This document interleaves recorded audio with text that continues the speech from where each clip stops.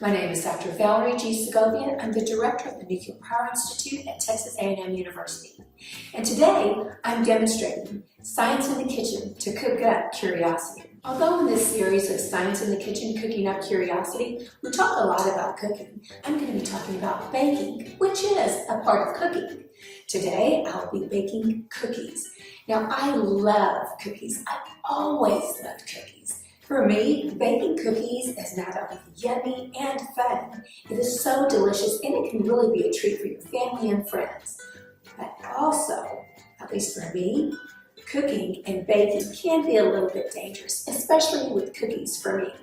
I just can't seem to stop at one cookie. Did you know in baking there's all types of science? There's lots of science words in baking, and some of those words include elasticity, viscosity, heat transfer, and solubility.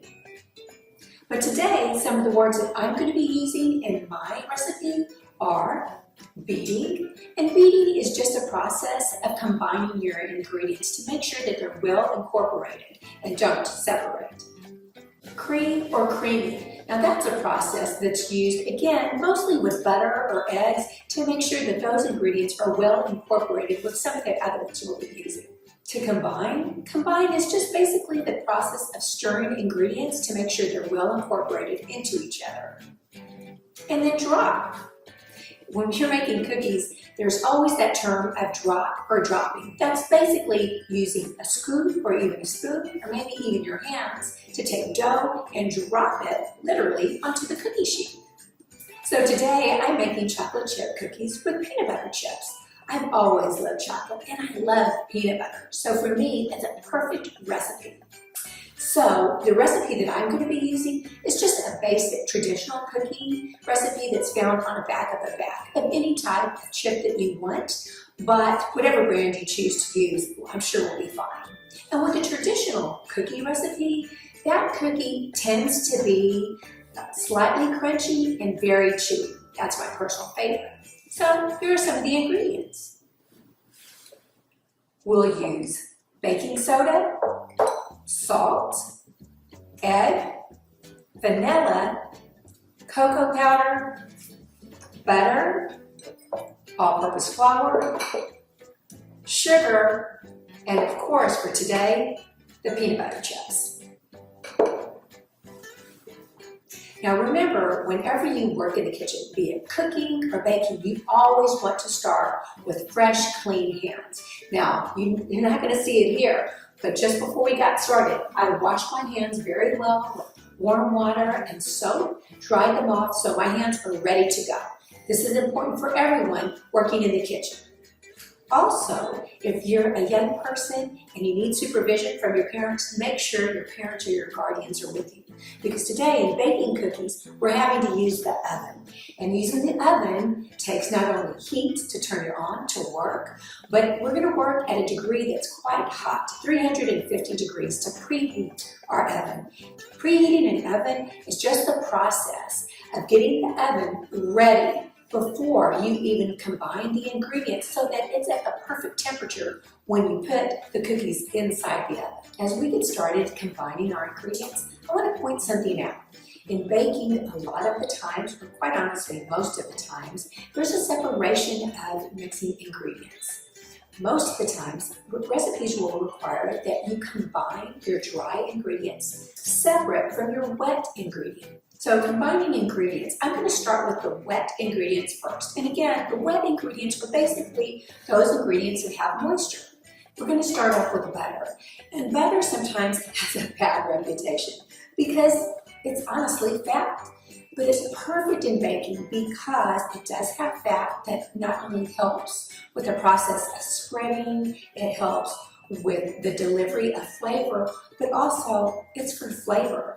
And who wants a cookie if it doesn't taste delicious?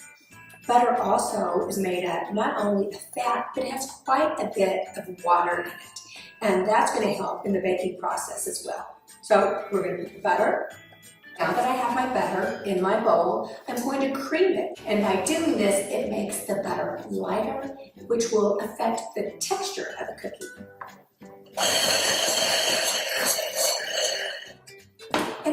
also should mention it's really great if you can start off with the room temperature butter. Room temperature butter is the perfect texture. It's not too cold, it's not too soft. It allows, again, for even distribution of the butter throughout the cookie. So now, I know I said earlier that we should separate out the wet ingredients from the dry ingredients, but here's an exception. It's to add in sugar.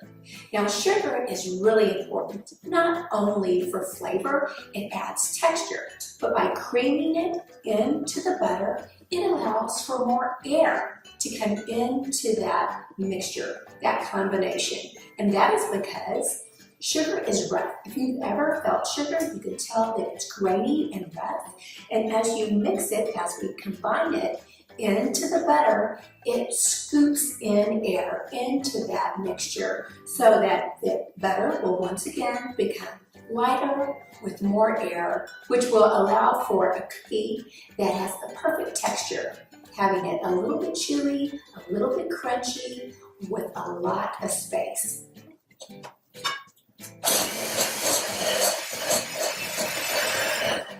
Now, ideally, you'll want to cream the butter and sugar for about maybe a minute or two.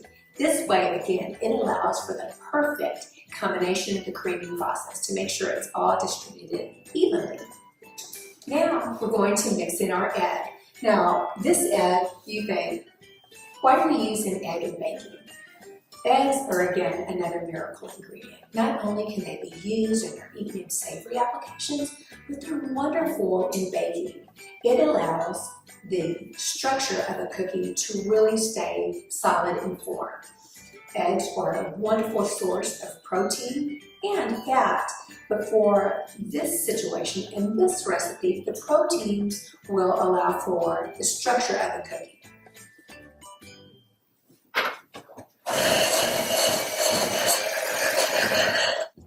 And here's a tip. As you're creaming, you're mixing, always take a moment from time to time to scrape the sides of the bowl. This is important because no matter the quality of your mixer or your blender, whatever you're using, sometimes some of the ingredients will stick to the side and they're not incorporated as well. So again, from time to time, go ahead and scrape the sides to make sure that all of it is being incorporated evenly.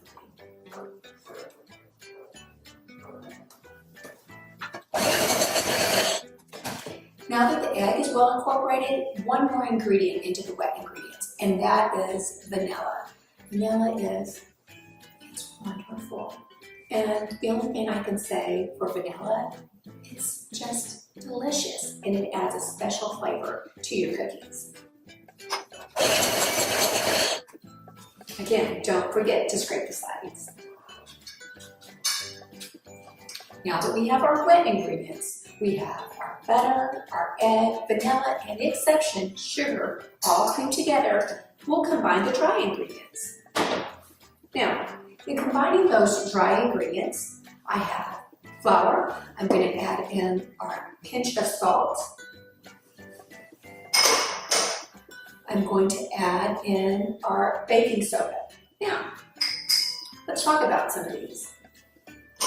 In baking, flour, in this case, all-purpose flour, which is a type of flour that you can use for all types of baking purposes. It can be breads, it can be a cake, it can be cookies, it can be pancakes. That's why it's all-purpose. But also, I added salt. Salt is wonderful. Salt adds flavor that is not only used in savory applications, but definitely in sweet applications. And it is because it enhances the sweetness of any item. And sometimes I think we can all tell that we all enjoy salt, especially for me, especially using peanut butter chips. Peanut butter is a wonderful example of something that could be slightly sweet with a little bit of salt. Just enhances and brings those two flavors together perfectly. Because we're making chocolate cookies, we need to add cocoa, which is basically a derivative of chocolate, that we're going to add to the dry ingredients. Now, the reason, again, we are mixing dry ingredients separate from the wet ingredients, it's again to make sure that the ingredients are well incorporated. If we were, for example, just to drop all of the ingredients all at once into a bowl, That's something you can do, and I've been guilty of doing it myself, but the chances are when you do that, you're going to have uneven cookies. Some might be chewier than others, some might be a little bit darker or misshapen, and that's because each ingredient has its own special purpose. And because I did mention we have baking soda in this mixture, baking soda is really quite special. We'll do a separate lesson on baking soda at another time, but baking soda does something wonderful in baking. It allows for chemical reactions, and one of those reactions is that it allows for gases to build up in your baking item, in this situation cookies, so that it creates more air in the cookie. So as the cookie is heating up in the oven, the gases break down and they begin to be released into the cookie, which causes cookies to expand during the cooking process. And not only does it do that, it allows for the cookies to have a little bit of a crunch when you're finished and they're cold and ready to eat. After the dry ingredients are well incorporated, you'll go ahead and combine them, cream them into the wet mixture. And you want to do this slowly, again, not only to prevent dry ingredients to come up and splatter your shirt and to make a mess. This is another opportunity so that you can ensure that all the ingredients are well incorporated. So let's do a little bit at a time. Even though I'm doing a little bit at a time, you can still see there's a cloud coming up. And perfectly, if I was in a situation where we weren't filming, I would probably use a bowl that's deeper, which has taller sides. But for the sake of the camera, I wanted you to be able to see the ingredients. So that's why we're using a shallower bowl. But maybe when you're making these cookies, you'll use a bowl that's a bit deeper to encase all of the powder. Again, I'm scraping the sides to make sure all the ingredients are well incorporated.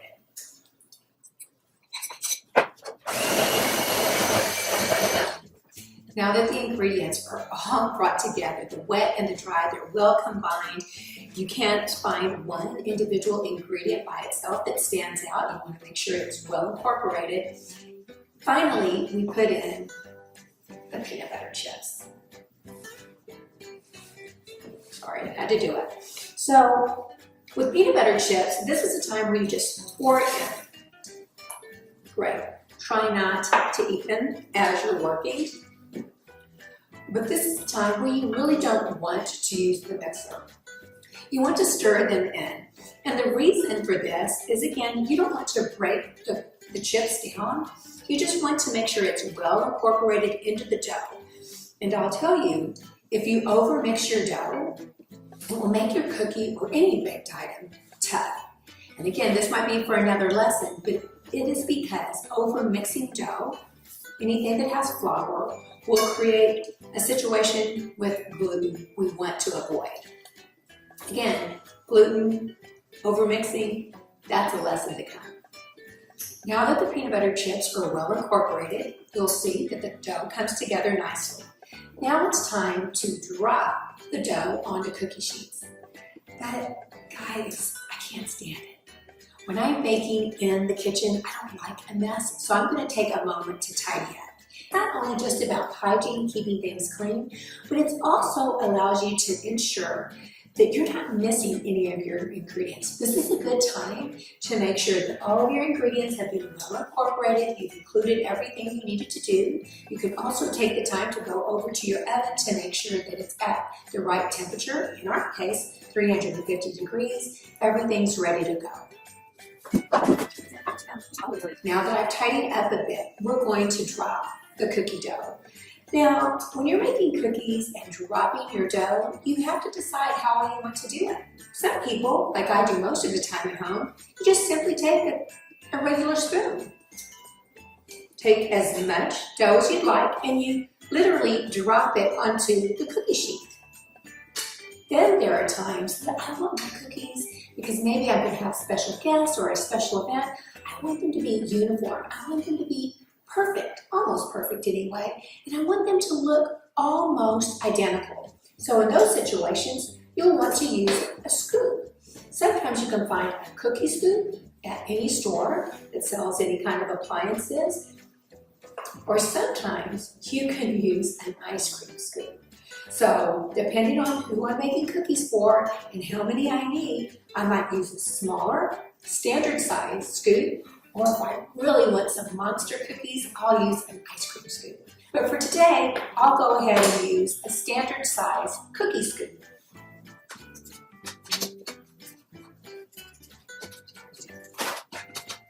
Now that I have all of my cookies scooped out on a cookie sheet, you'll see that they're pretty uniform. They're about the same size and they have about the same amount of distance between each cookie.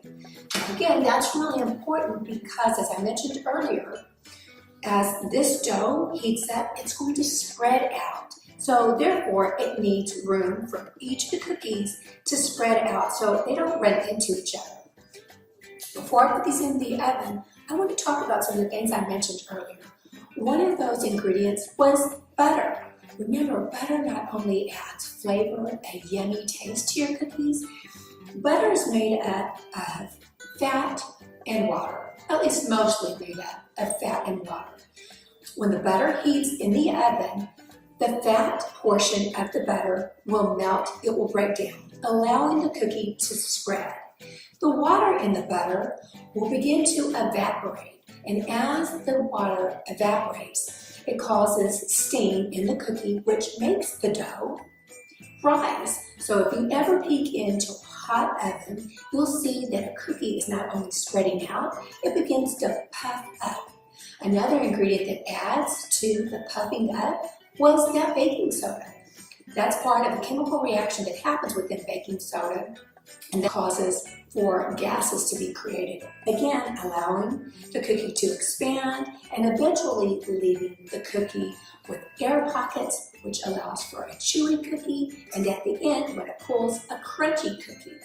And then finally with the eggs. Remember, eggs start off as liquid, but because they are mainly protein and fat, but mainly protein, there is another chemical reaction that's happening to those eggs. At first, eggs are liquid, but there's a chemical reaction that occurs through that heat.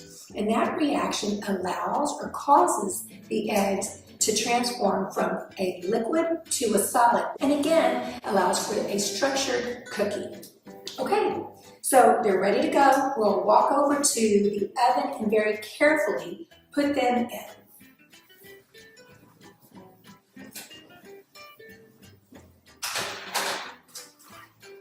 It's always best to put them in the center of the oven to allow for even distribution of heat.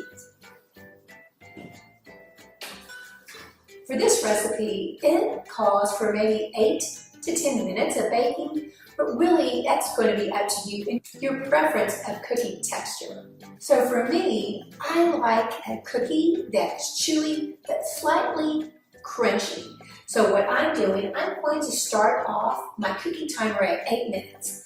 By doing that at the lowest time setting will allow me to check it to ensure that all those ingredients are cooked, but also I don't want it overbaked. So when that alarm goes off in 8 minutes, I'll take a peek. And by doing that, I'll look at the texture of the cookie and also the color of the cookie. Now this is really interesting. Here's another reaction that occurs in the baking process. There's a reaction called the Maillard reaction. And that's basically a reaction of the fats, sugars that occur in the oven as it's heating. That reaction usually occurs between 300 to 350 degrees. When that occurs, the structures of the sugars and the fat combine together. They interact with each other, causing the cookie, the baked item, to brown, to toast. Not only does it change the color, the appearance of the cookie, but it also allows for a toasting. Have you ever had toasted bread? You can tell the difference. There's a richness to toasted bread versus plain bread, right? The same thing occurs with a cookie or a baked item. When that Maillard reaction occurs, it allows for the browning of the cookie. It also allows for an enhanced flavor profile. So the timer's going off. I set it for 8 minutes. Now it's time to go over and check. Now, we'll go over, take a peek, Now stand back when you do that because a lot of heat is going to escape.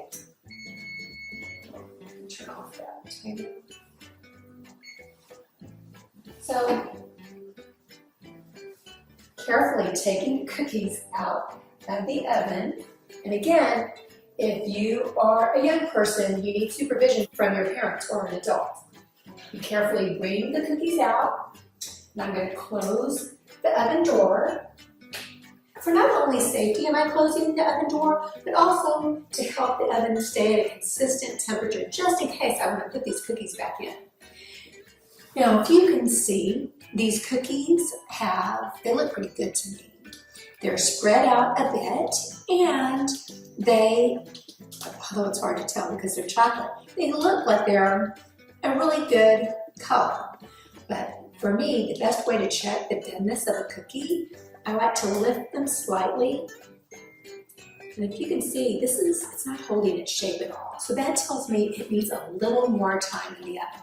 So I'm going to put it back in the oven for maybe a minute and a half. I don't ever want to overbake a cookie. And the reason is when you overbake your baked item, or in this case a cookie, they become dried out, brittle, and sometimes it just doesn't even taste right or even feel right as you bite. So now the additional time is up. I'm going to do another check. I'm just pulling out the cookies. They look perfect. Now, here's a pro tip. When you take your cookies out of the oven, you don't want to go straight to taking them off the cookie sheet and adding them to the rack. They're still so fragile because they're so hot. So you can wait maybe about 30 seconds, 30 to 60 seconds, just to allow them to cool and to firm up just a bit. After that, if you leave them on the cookie sheet too long, they begin to harden and dry out. And that's because they're still on a heat source. That cookie sheet remains hot. It will remain hot for quite some time. And have you ever noticed when you're baking cookies, maybe a few minutes into the cookie bake, you can start smelling the cookie. Even if you didn't use a timer, just because of the intensity of the smell, you might automatically know that that cookie's ready or close to ready. And that's another reaction or a cause of the Maillard reaction. That Maillard reaction, again, is a chemical reaction that causes the browning of the baked item. Take each cookie off one at a time. Now you want to do this slowly, and you want to place them quickly onto a cookie cooling rack. Now this cooling rack here is just quite basic.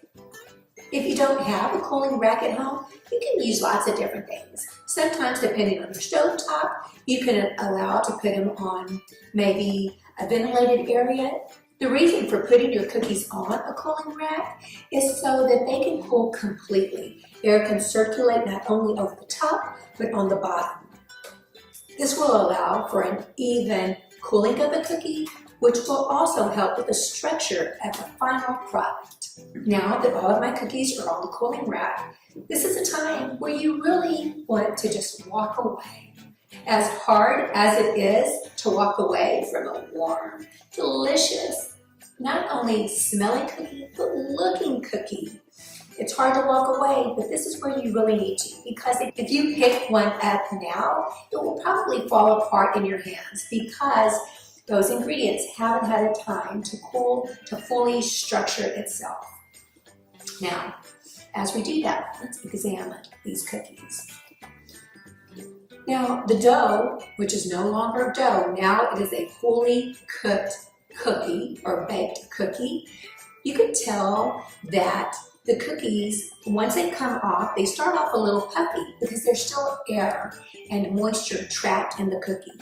But as they begin to cool, they will shrink down. They'll shrink down and begin to form more wrinkles or little cracks in the cookie. And that is just the process of all the moisture that has evaporated, all the air, all the steam has been released from the cookie. And that's perfectly normal. That's what you want to see in a perfectly baked cookie. The time we've all been waiting for.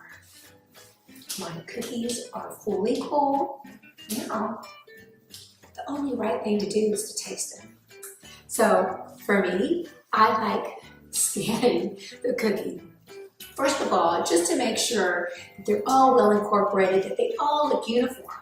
But if I'm going to taste one, if I'm only going to try one cookie right now, I want the cookie that has an even distribution of chips. I want it to be yummy looking, and by yummy, I can see the chips, I can see the wrinkles and the crinkles in the cookie. So in that case, I think I'm going to go with this right in the middle. Now I have my cookie, I'm going to break off a piece.